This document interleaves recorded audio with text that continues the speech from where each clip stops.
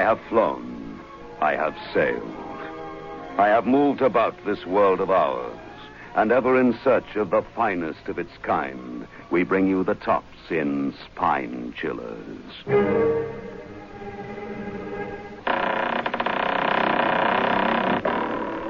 The creaking door.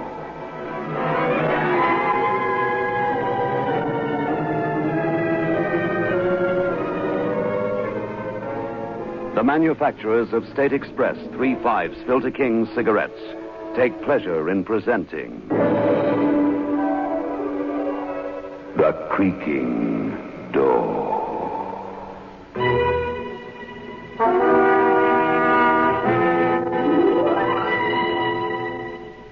Good evening, friends of the creaking door.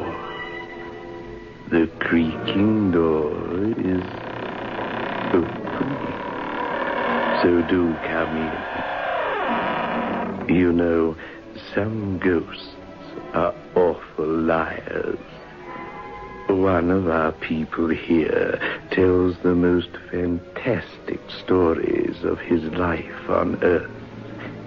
And then he wonders why everyone sees through him.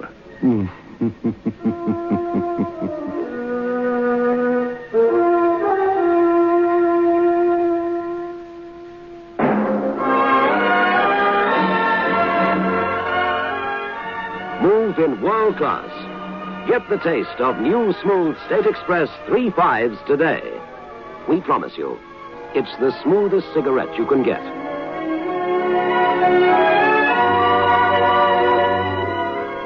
It's a blend that has been perfected after years of constant research by our master blenders, and the recent development of an entirely new process which gives you an even smoother 3/5 smoke. We promise you, it's the smoothest cigarette you can get. Move in world class. Get the taste of new, smooth State Express 3/5s today.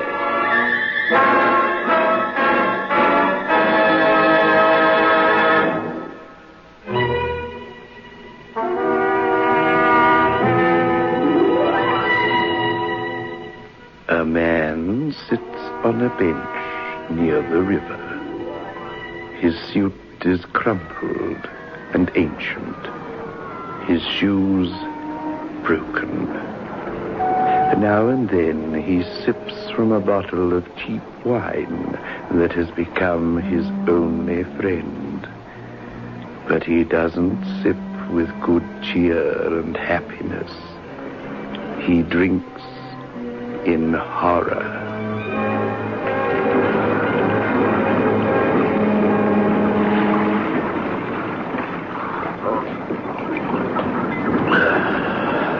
Move on there. Move on. Oh, officer, I feel pretty weak. Drinking in the afternoon won't make you any stronger. I've been ill. No, sure. I've heard every sob story a hobo ever dreamed up. You know what's wrong with you? They used to call it lack of moral fiber back there in the war. You're just a spineless lump of humanity, not able to get the courage to jump in the river.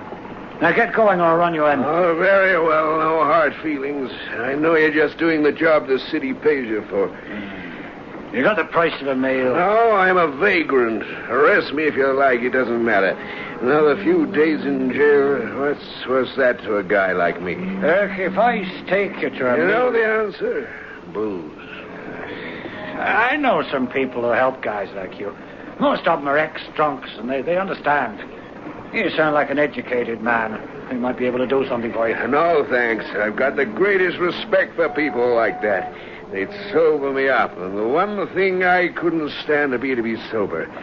No, officer, the nightmares don't come to me through drink. It's the opposite. They come when I'm sober. Oh, man, we all have our problems. Not problems like mine. Officer, did you ever hear a dead woman talk? Huh?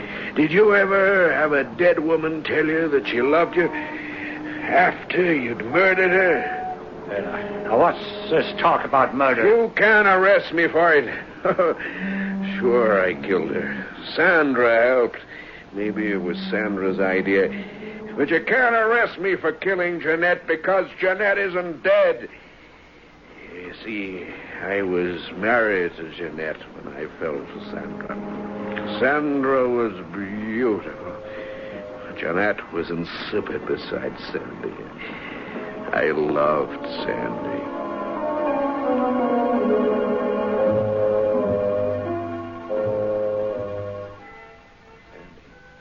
Yes, Sam. I love you. Me too. How can it happen to a man like me, 35 years old, married, not really living, and then one day... Oh, it happens, darling. It happens all the time. One of the big things of life. The biggest. And it happens to you and me. Why do you love me? I don't know. Yes, I do. Your hair, your lips, the way you walk, the swing of your skirt, the touch of your fingers in the dark. Did you love your wife that way? No. Jeanette was the girl next door. Everybody expected us to get married. Well, we did. It was like most marriages. Oh, we didn't even fight. Just petty bickerings, deadly dull. It was never like the thing I feel for you. Wouldn't it be wonderful If I were free, I often think that. Oh, it's wicked to think like that. After all, Jeanette deserves her happiness, too. She isn't happy with me. How could she be? And she might divorce you. Yeah. I'll tell you what I'll do, Sandy. I'll wait until we have one of our usual rows and ask her. You never know.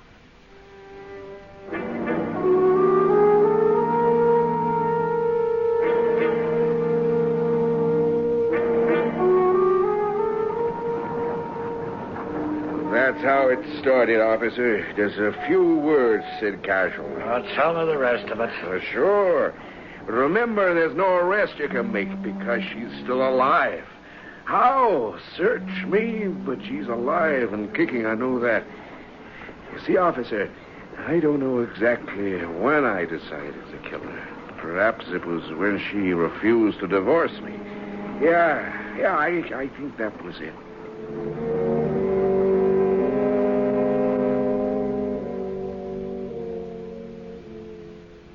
I wish you'd remember to wipe your feet when you come into the house, Sam, dragging mud all over the carpet. Sorry, Jeanette. Oh, sorry, nothing. I have to clean up after you, don't I? Yeah, you have to clean up. And try and take a little care. And we need new drapes for the living room. Okay, just pick 'em out, honey. You don't care, do you? You're tired of me and the house, tired of everything. Who is she, Sam? Who's who, Jeanette? Do you think a wife doesn't know? You must be crazy if you do. I know. I knew immediately. Some cheap little floozy. Well, why should you care? What does it mean to you? There's no love lost between us, and you know it. Suppose there is another girl, and she can give me what you can. I expect you want a divorce. That's the next step. Well, I don't see any point in going on like this, do you? Did you ever see any point in it? You can forget it. Because you may not be the husband of my dreams, Sam, but you happen to be my husband, and I'm not making a free gift of you to some You cheap better little... be careful what you say. You don't know her. I don't want to know her, thank you. Now, that ends the entire sordid conversation, and I refuse to discuss it again.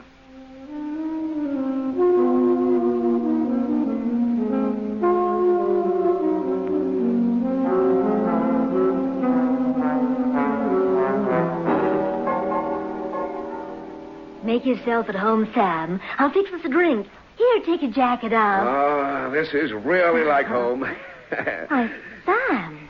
Sam, you're wearing a gun. Yeah, I just bought it. Oh, I hate guns. This city just isn't safe at night anymore. No, that's true. But, I've never fired a gun in my life. well, you'll have to get some practice. Yeah. Maybe we can go somewhere this weekend, huh? Sam, if I were you, I wouldn't wear that gun. I wouldn't let anybody know you've got it.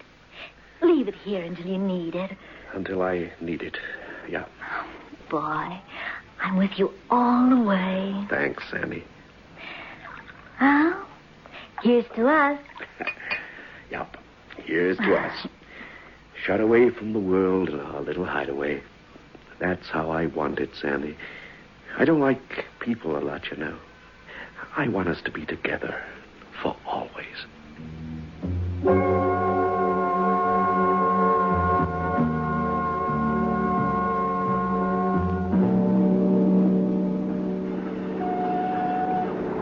That's how it started, officer. I bought a gun. I expect I'd made up my mind to kill her then.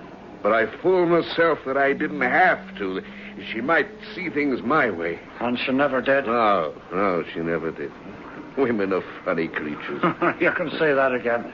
A woman, some anyway, like being married. They like having the status, if you can call it that, even when they hate the man. Crazy. Yeah, it's pretty crazy. But no excuse for murder. I don't think I'd have done it if... You don't ever know another person, do you? You sit across from them at meals, you share the night with them and talk all the things one talks about. You don't know them at all. I never really knew what was in her mind. Never.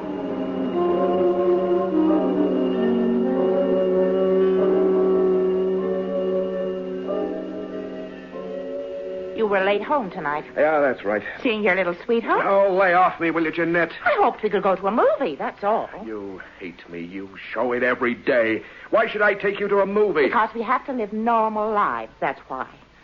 Does she look like me? No. You must know she doesn't. I'll bet she does. No, she doesn't. Younger, I expect, and prettier. I don't want to talk to you about her. I wonder how she feels. Guilty, I expect. Or is she without feelings of any kind? What good is all this doing you? You know I want you to divorce me. You know I want to marry Sandy. Oh, so that's her name, Sandy. How sweet. Or perhaps it's a nickname. Of course, you could leave me and simply live with her. Or is she insistent on the wedding ring? You'll lose a lot, Sam. The house, the car, it's in my name. The alimony won't be cheap. Can you keep your job? None of it matters. Can't you understand that? Oh, you have got it badly, my dear, haven't you? Yes, I have, Jeanette. Our marriage was a mistake, and we both know it. One day the right man for you will come along, and you'll be happy. No, you're just bitter and unhappy. Sam, a marriage is a marriage. It's for life, and as far as I'm concerned, that's that. If we're unhappy, we deserve to be. I just don't believe in divorce.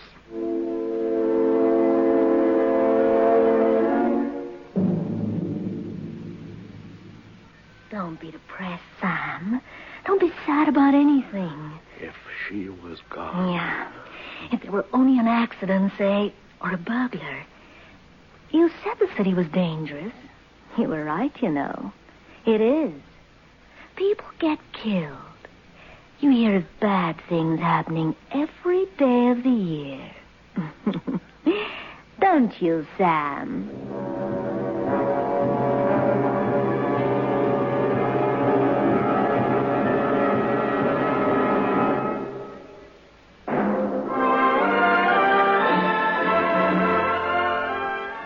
Move in world class.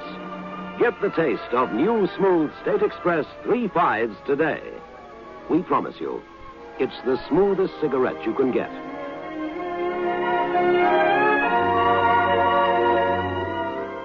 It's a blend that has been perfected after years of constant research by our master blenders, and the recent development of an entirely new process which gives you an even smoother 3/5 smoke. We promise you, it's the smoothest cigarette you can get. Move in world class. Get the taste of new, smooth State Express 3/5s today.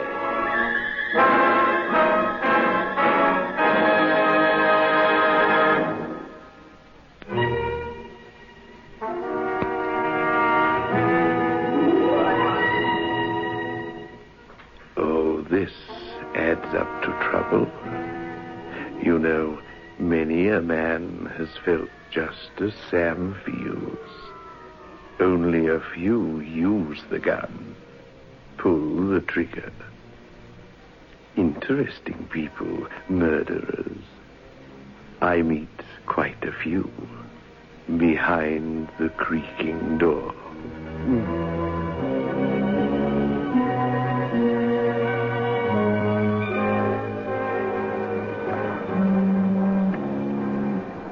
Well, what did you do? The Sandy girl was asking you to murder your wife, wasn't she? Yeah, she was, I suppose, officer. I wonder if she knew it then. Oh, I didn't need much telling. I was ready for it. But the way it happened was something else again. something I didn't expect.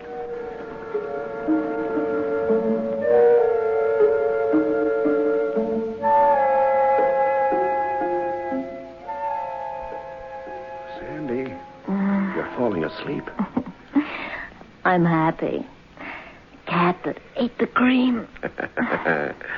It's great being here with you, closed away from the world. Every girl has a man in her mind. Man she wants and needs more than anything else. Do I look like Jeanette? No, nothing like her. She's a blonde, isn't she? That's right. She's a pretty girl, nice girl. Just not for me, that's all. Some other guy, he'd make her happy. Some other guy, but not me. Sam, I've still got your gun here. I know. I'm scared of having it here. You better take it tonight. Okay, Sandy, if you want me to. You know this thing has to end, don't you? What do you mean, Sandy? What I say. It has to end because people can't act this way. Not forever. I'm not your wife. I'm nothing. You better make up your mind to stay with her and love her.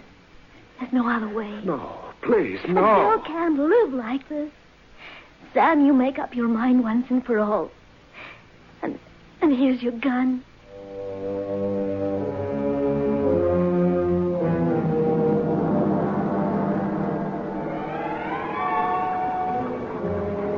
I took the gun and I walked home.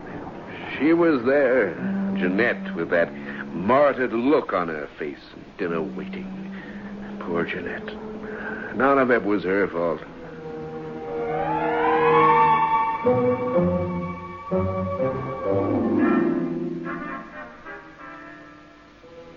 I've made dumplings the way you like them. Thanks. Can she cook? Sandy? Just leave me alone, Jeanette. Whatever you do is your own business, Sam. Here, eat your supper. I don't feel hungry. Oh, she can cook, is that it? Take your jacket off. If you like. What's that? A gun? Yes, Jeanette, it's a gun. Oh, let's see it. I used to be rather a good shot. Be careful, it's loaded. Oh, thanks. You poor simp.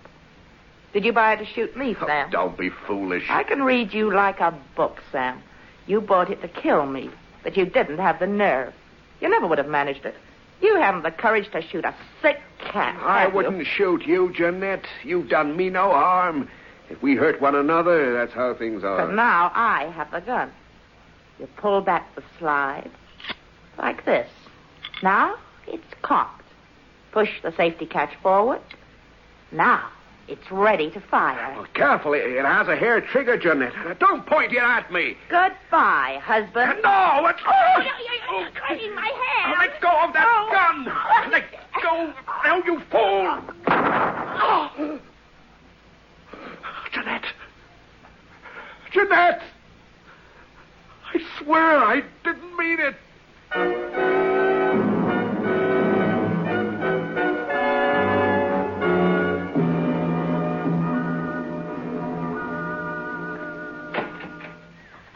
Hello, Sam.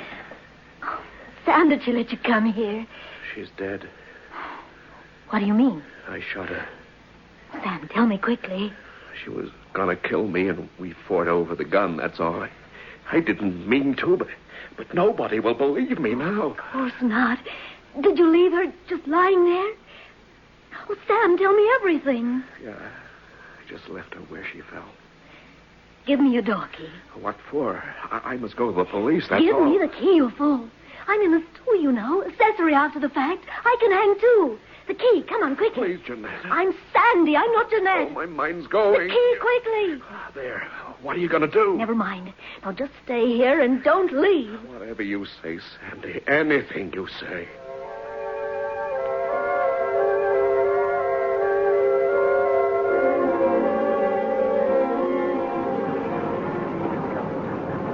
That's how it happened, officer. It was an accident. Oh, it sounds like something else to me. Where's your wife now? I don't know. How could I know? Well, this Sandy. What did she do with the body? I don't know. I was scared to ask. She came back that night, and she'd been away for an hour. The terrible thing is, she was looking exactly like Jeanette.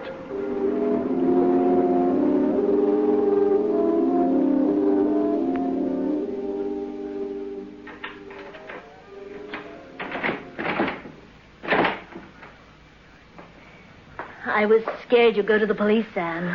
Did you go around to my place? Yeah. There's nothing to worry about. What did you do? Don't ask. Just don't go there again, that's all. But what have you done? I told you, don't ask me. Some things are better not talked about. Is there any brandy left? Yeah, almost a bottle. Pour us 2 drinks. Stiff ones. Oh, we need it now. All right. We're going to drink it all and sleep. Anything you say. Here. Here you are. To us. I'm too weak to live. Nothing I do. I love you. That's all you have to remember. Why are you doing your hair like Jeanette? Drink your drink, Sam. You're coming apart.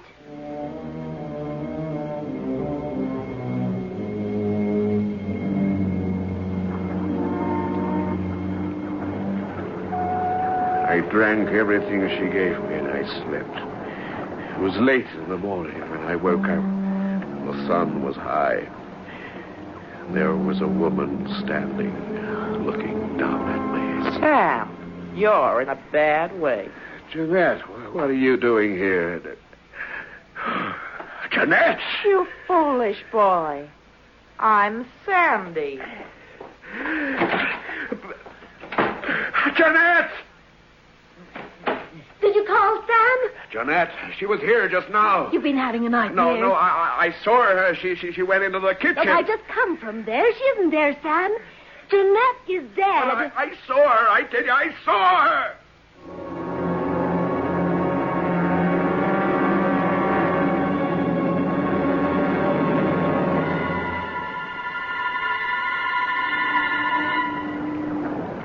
After that, I saw Jeanette everywhere. In the street outside my office, even sitting in my car. And Sandy changed her hairstyle and her clothes. She looked more like Jeanette every day. And she began to nag me, just like Jeanette.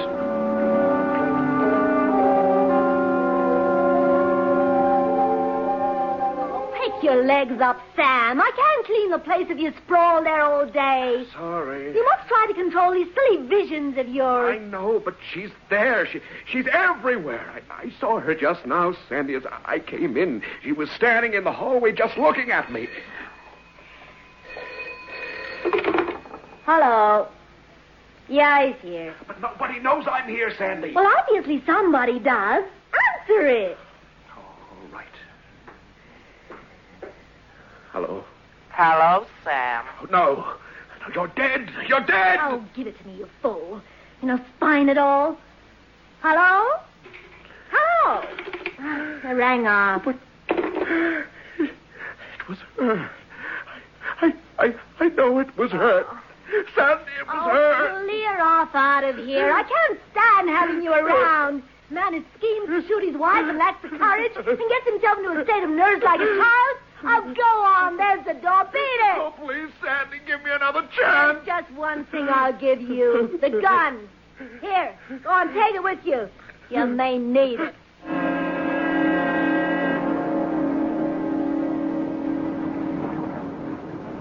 I kept the gun. One of these days it's going to come in handy, officer. Have you got it with you now? Sure, I've always got it with me. Oh, you better hand it to me, then. No, I've got a permit. You've just confessed to a murder, laddie buck. You're a vagrant on your own admission. Now I'm taking you to the police station, but first I want a few details. I don't want the sergeant to get all the credit. Your name? Samuel Wallace. Listen to And me. your address? 31 Hansel Crescent. But it isn't fair. She isn't dead. She can't be. Oh, we'll soon find out after we've dug up the back garden. Now, the gun. And it's over. But it's my last hope. Don't talk foolish. You haven't got the guts to shoot yourself, and you know it. And it's over. Oh, I guess you're right. Here. That's better. Now, come along with me, son. Your troubles are over. My troubles are with me for eternity.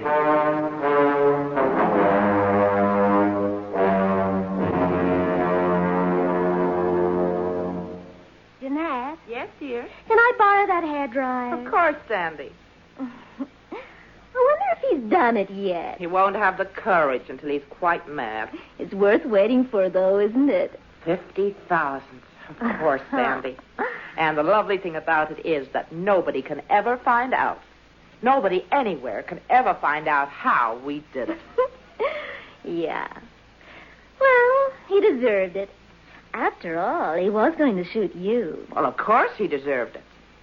I acted my own death rather well, of course, but apart from that, how can the man be such a cowardly fool? Yeah.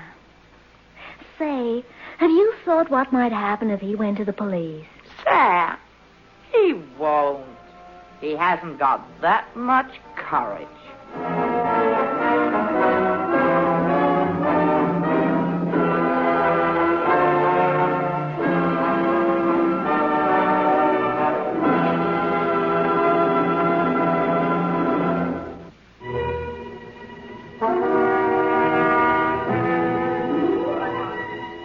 De Quincey once pointed out that many a man has owed his social downfall to a little murder he thought nothing of at the time.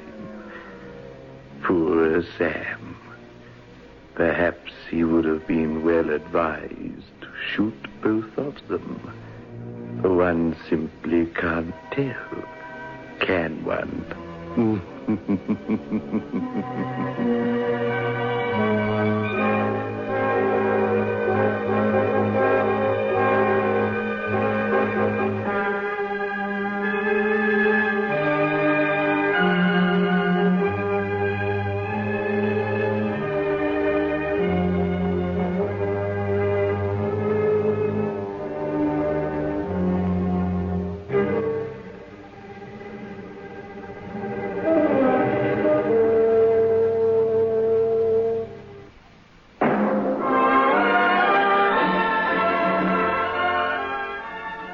In world class. Get the taste of new smooth State Express 3/5s today. We promise you, it's the smoothest cigarette you can get.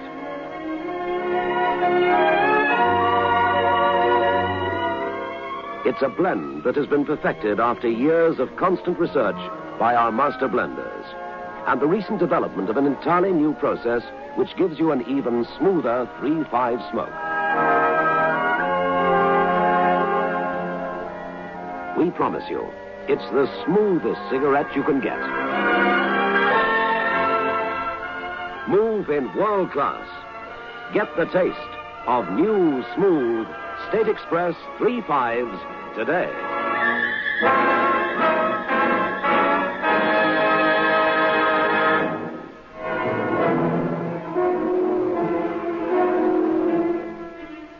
This is your host back again. Just a reminder of our rendezvous next week. Where are we going? Through the creaking door? Of course.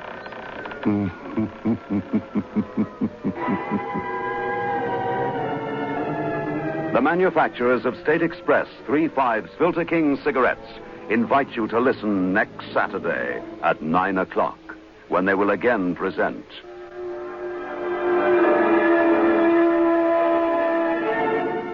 The Creaking Door.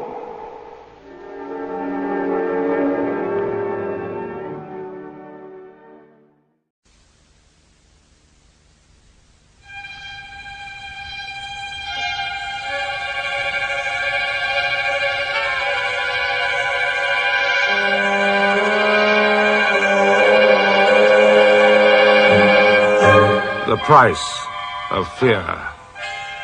Brought to you by Vincent Price. Hello there. Do you own a cat? Or rather, I should say, does a cat own you? Doesn't it strike you as strange that despite centuries of domestication, cats have never really lost their independence, their ruthlessness? To cats, life is still the lore of the jungle. Just try taking liberties with your cat, be he never so tame, and you'll soon be put in your place. I've always had a healthy respect for cats, despite that one time when I was forced to... Oh, but let me tell you about it. I think I'll call the story Cat's Cradle. Several years ago, I was making a movie in Germany, and there was some sort of hold-up during shooting, a tiresome and boring state of affairs that happens all too often. And I found myself with some days on my hands, so I decided to visit some of the beautiful old castles of Bavaria. High on my itinerary was Sonderberg in Franconia, near the Württemberg border. Sonderberg tends to get overlooked by the main tourist trade. Yet it is one of the most complete examples I know of a medieval market town which has survived comparatively intact. I checked in at one of the local hotels late one afternoon, and while they were getting my room ready, I sat down at one of the little tables near the door and ordered a drink, a large tankard of their local beer, actually. At the next table sat a young couple, whispering intently, but their voices were angry and out of control, and as I sat enjoying my beer, it was impossible not to overhear that they were deep in some childish tiff.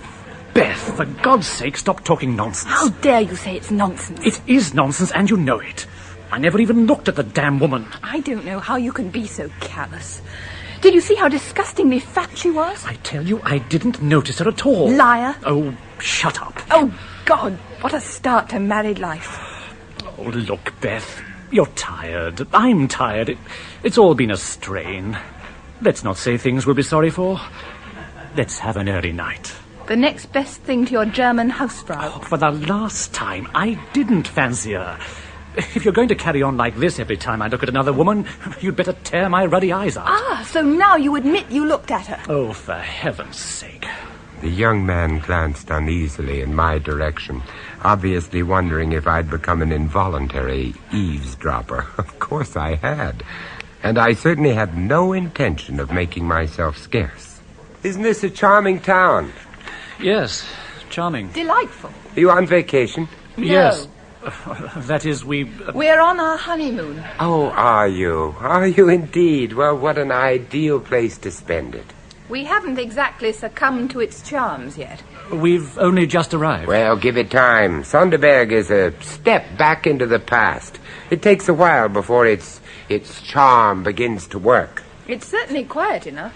I was here once years ago, and I always promised myself a return visit.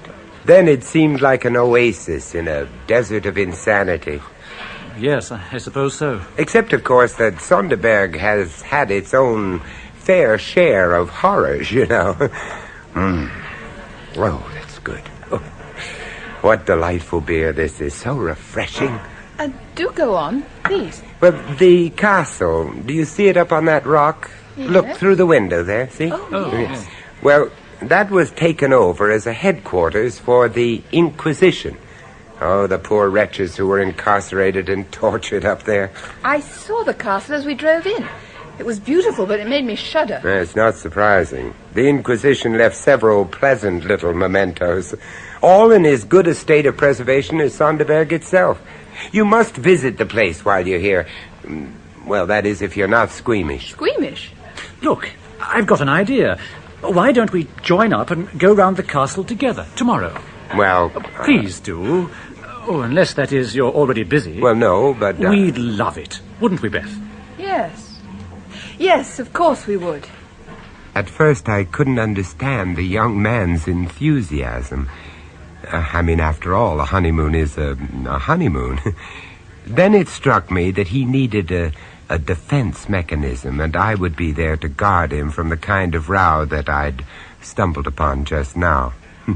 Well, at any rate, we agreed to meet in the hotel lobby at 10 o'clock in the morning. As events turned out, I needn't have worried about breaking the idyllic atmosphere, because as we were about to set off... Good God, it can't be. Bryce, it's you. It really is. Hello, Malcolm. Now, what are you doing in this neck of the woods? Don't tell me they forced you out of the rat race at last. Malcolm Rivers was one of the world's prize boars. If the first prize in a competition were a part in one of Malcolm's movies, the second prize would have been a part in 2 of Malcolm's movies. Scouting locations, old son. You see that castle up there? That's just right for a new horror picture we've got. I'd love you to read it. It's a great script. Malcolm, I'm on vacation. Can't we discuss this later, or better still see my agent, huh? Oh, yeah, but look, just let me tell you. At this point, our taxi arrived. It was as battered as its driver, but we had all agreed to leave our own transport behind. The trouble was, when Malcolm heard the driver announce that he had come for the castle party, he insisted on coming with us. Castle? Well, you don't mean to say you're actually going there? Yes. Oh, well, that's great.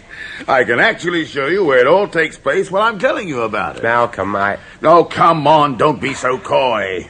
You're worse than a virgin on a wedding night. I just couldn't shake him off. You never could with Malcolm. That's how he'd hustled his way to the top. Now he attached himself to us like an incubus. The film's all about the Sonderbergs. You know, the family, a sort of pageant of atrocity. I want to step back and look objectively at what each one did. Take Elisa, for instance. While I can't speak for the others, I was doing my best not to listen. The castle, for those who don't know it, is built on an immensely steep rock dominating the town, and on its northern side is surrounded by a moat, which has long since been filled in. At the foot of the wall is a very pleasant garden with little sheltered seats. Sitting there is a good way of recovering from the rather overpowering tour round the castle. The girl was right. There still was a sinister aura clinging to the place, which even a hot and cheerful summer's morning couldn't entirely dissipate. And they broke in and found the girl strung up by the wrists over the hot coals. Incredible story. Of course, we can't actually put all that into the picture, but we can imply a hell of a lot. You've got to admit it's a damn good commercial plot line. Now, that's why it's so important to get the feel of the place where it happened. We want to get right away from the studio look. Well, they can go out and shoot a police picture in real locations, or why not a horror picture? Now, the 7th Count was a real character. This you've got to hear. They say Mr. Rivers, do you mind if we change the subject? Huh? My wife is feeling a bit faint. That's too bad, Mrs. And we haven't even seen the torture tower yet. Now, say, would your lady wife like to wait for us out here? She could sit down there in the garden. Oh, no, I don't want to miss anything. I'm quite all right. I think it was probably just that steep hill and the heat. You go on, Malcolm. We'll catch up with you later. No, I wouldn't dream of it. Stick together through thick and thin, that's my motto. I know, look at that. Oh, isn't it sweet? It can't be more than 6 weeks old. It was a tiny black kitten, which was playing with its mother near one of the seats in the garden just below us. The cat, a great sleek creature whose coat shone in the sun, lay stretched on the grass, and the kitten romped around near her. The mother would wave her tail for the kitten to try to clutch with its paw, or raise her feet to push the little one away as an encouragement to further efforts. It was a charming sight. Beth has been on to me to buy her a cat as soon as we were married. Now I'll get no peace. Oh, Jack, I'd like to take them both. I wonder who they belong to. Oh, they're not strays, and that's for sure. Look at the condition of the mother's coat. Well, they probably belong to the castle. They'd be great for the picture. Add a touch of atmosphere. Here, Puss. Come on, Puss. Malcolm, leave them alone. They can't get up the wall anyway. It's far too steep. Yes, you're right. Oh, look at the size of the mother. We don't grow cats like that in England. Now, wait just a minute. Here we are. What are you doing? Well, I'll just throw this stone to attract their attention. No, don't do that. Don't do that. You might hit the kitten. Oh, not a chance. What do you take me for? I may produce movies, but I'm not all that bad. I'll just aim it so it lands near them. Make them look up. You ever seen the expression on a cat's face when it's startled? Well, watch. Oh, no! God, man, look what you've done. I never meant to do that. Maybe the wall wasn't as sheer as it looked. Maybe there was a concealed angle at its base which we couldn't see. Whatever the reason, Malcolm's aim wasn't as true as he thought. I truly believe that he only intended to startle those cats. But when he leaned over the wall and threw the stone, it landed with a sickening thud right on the kitten's head and shattered out its little brains there and then. Oh, poor thing. The mother cast a swift upward glance, and I saw her eyes flash like green fire as she stared for an instant at Malcolm Rivers. Then her attention was given to the kitten. After one quiver, it lay still, while a thin red trickle oozed from a gaping wound. Oh, the poor, poor thing. Well, I wouldn't have had this happen for the world. I can't understand it. Beth, darling. The cat was assiduously licking the kitten's wound, and then suddenly she stopped. She must have realized that it was dead and that her ministrations were useless, for all at once she appeared to lose all interest in the pathetic little body.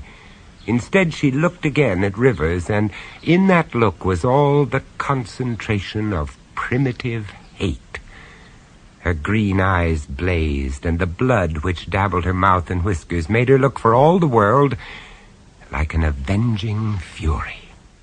There, Malcolm, I hope you're satisfied. That's something for your horror film. And you have the consolation of knowing it's real blood and not vegetable dye. Oh, don't rub it in. I feel bad enough as it is. Oh, I'm sorry. Of course you do. I love cats. I really do. Although my outburst was a relief, I felt slightly ashamed. I realized how painfully vulnerable the man really was. I turned my attention to the cat. She was now attempting to claw her way up the wall. When this failed, she tried to launch herself into the air, eyes blazing, claws distended, and then she fell back. Let's go on. I can't bear any more. Do you want to go home? We can come back tomorrow. I think a brandy would do you good. I think a brandy would do us all good. No, I don't want to go back to the hotel. I want to see the castle. Let's go on. In face of her obvious determination, there was nothing else we could do. At least the tour would divert her mind, or so we hoped. And we also hoped that Malcolm would be deterred from prattling on about his inane script. But no. I really expect to pick up some great vibrations in the torture tower. It's just over there. You see, you can't expect to involve your audience unless you're involved yourself. Now, that's the basic rule. You've got to be convinced. And that's why so many movies are just laughable. Nobody is convinced, least of all the makers. I remember one crazy scene. This will kill you. There was this... As Malcolm laughed, I looked back at the cat. She, too, had heard, and her whole demeanor seemed to change. She no longer tried to jump or run up the wall, but instead began to lick and fondle the dead kitten as if it were alive. Then she took it in her mouth and began to follow us until we reached the limit of the wall's boundary. I thought I was the only one who noticed, but I was wrong. Mr. Rivers, I know this may sound silly, but I think that cat means to do you harm. Oh, now that I love. Oh, let's keep a sense of proportion about this. Well, I'm terribly sorry about what happened, but I refuse to avoid dark alleys over a damn cat. Besides, she probably has a litter of others under some bush. Yes, Beth, I think you're being melodramatic. Do you? Look, Beth, are you sure you wouldn't rather call it a day? Oh, for heaven's sake, stop fussing. I said I was all right, didn't I? Or are you trying to get rid of me? Oh, now, don't start that again. All I was trying to do was to give Mr. Rivers a perfectly reasonable warning. I think all are afraid. Well, here's the tower entrance. Shall we go in?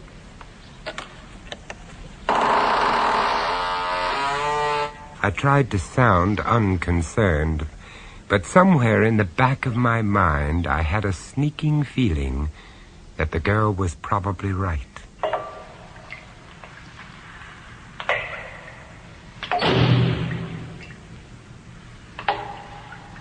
At first we could see nothing. The darkness seemed incarnate, surrounding, stifling us like a blanket. The four of us just stood there, waiting for the use of our eyes to return. We were in the lower chamber. The thin sunlight, filtering in through a tiny window, seemed to lose itself in the thickness of the walls, which were coated with the dust of centuries. Here and there were patches of dark stain.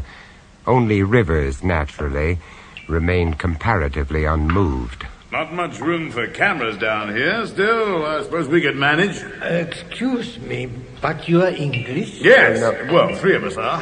I think you English are interested in tortures, yes? Yes. You would like to see our collection? Yes. It's the best in Germany. Thank you very much. Perhaps you could show us around. You will follow me, please. You are my first party of the day. The main collection is on the floor above. I think you will find them interesting.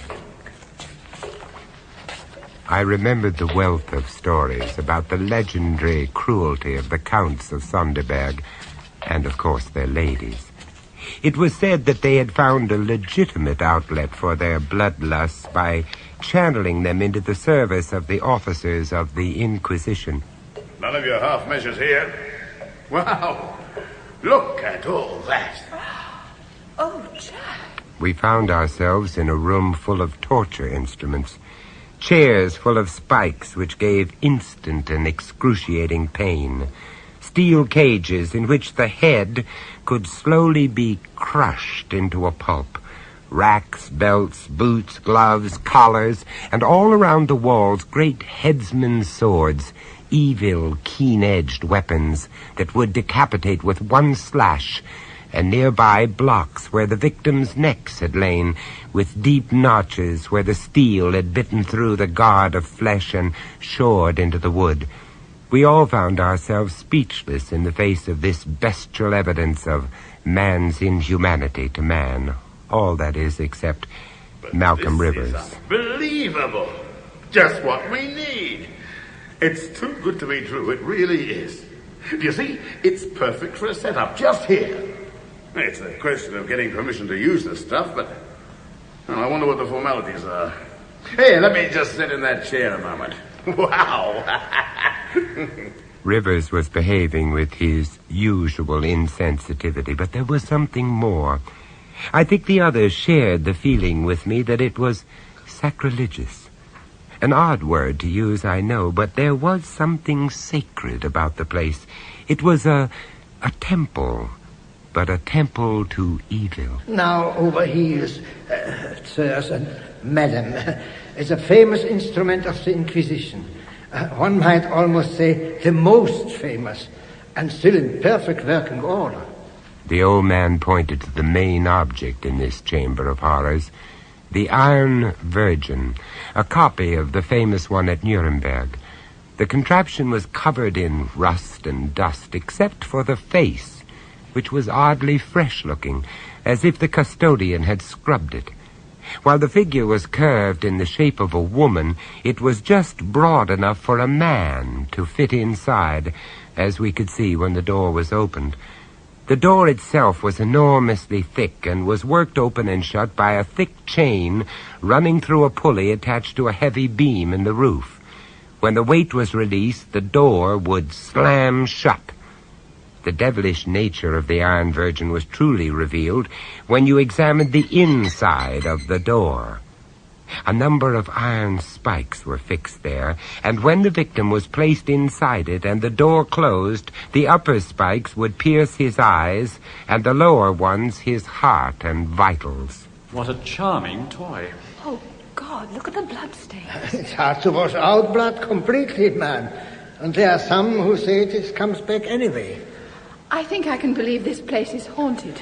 And on that happy note, I vote that we make a hurried exit. That suits me. Well, let's go and have that drink we promised ourselves, shall we? Right now. No, wait. What's up this time, for God's sake? Hey, you, old man. Now, how big is that space? What, sir? The space inside. I want to see if I can get in. Oh. Well, I told you, I like sampling new experiences. Now, Malcolm, realism is one thing. Nonsense. Courage of your convictions and all that. Now, come on, Squire. I need your help on this. Very good, sir, if you insist. You're not serious. Well, sure I am. Yeah. That's a tight fit. We've grown some since those days. But I'll manage. Here. See? You are not really allowed to use this, sir. If anyone found out, I might get into trouble. Why should anyone find out? I might even lose my job. Okay, I get you. Price, give him something, will you? Oh, well, I'll settle with you later. I think this is all very silly. All in the cause of art. Well, I, for one, won't go and see his beastly film. That, my dear, makes two of us. Hey, what's all the whispering about? Oh, here you are. 2, 4, 6.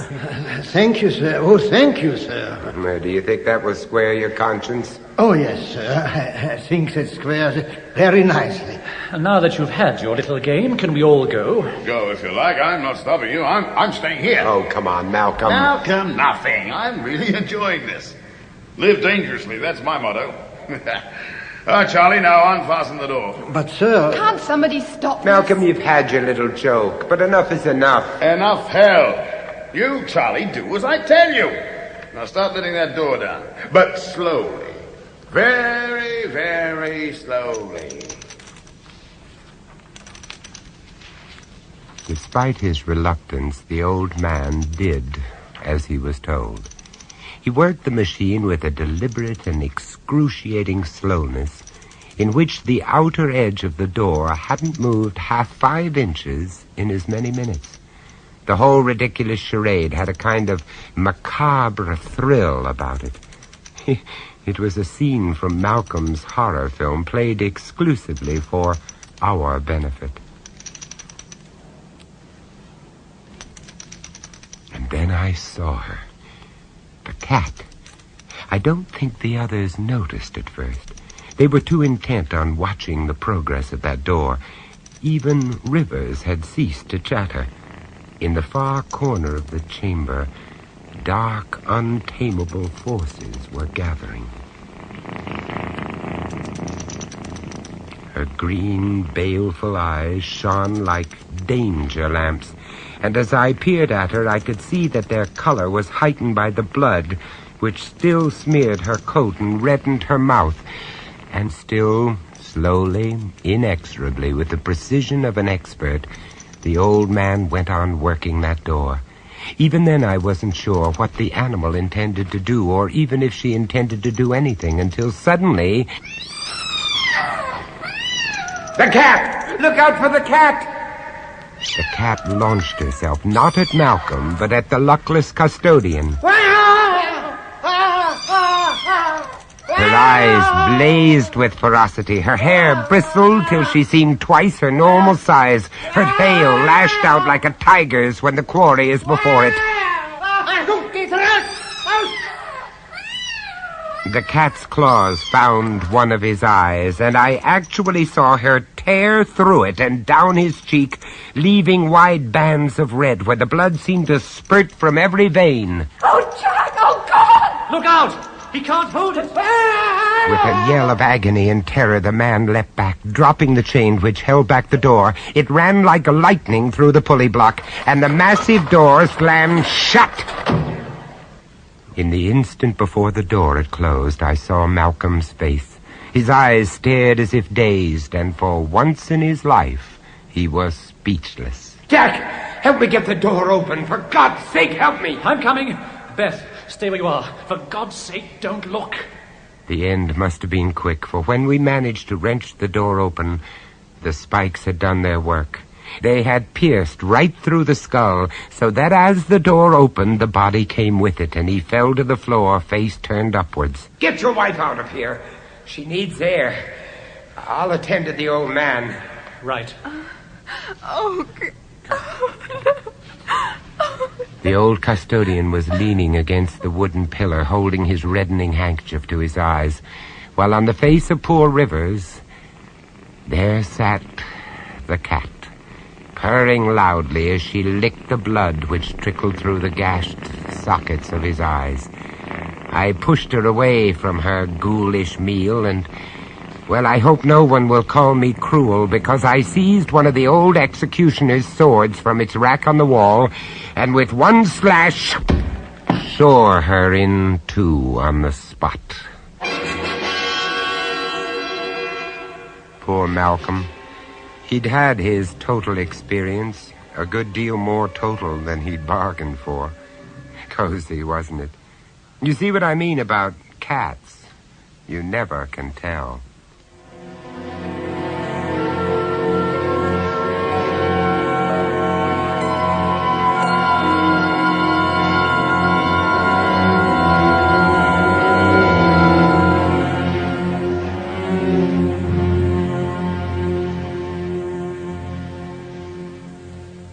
That was Vincent Price, bringing you The Price of Fear. Also starring in this story, Cat's Cradle, were Kenneth J. Warren and Frederick Schrecker, with John Sampson and Bonnie Harron. Cat's Cradle was first recounted as The Score by Bram Stoker, dramatized by Richard Davis, and produced by John Dias.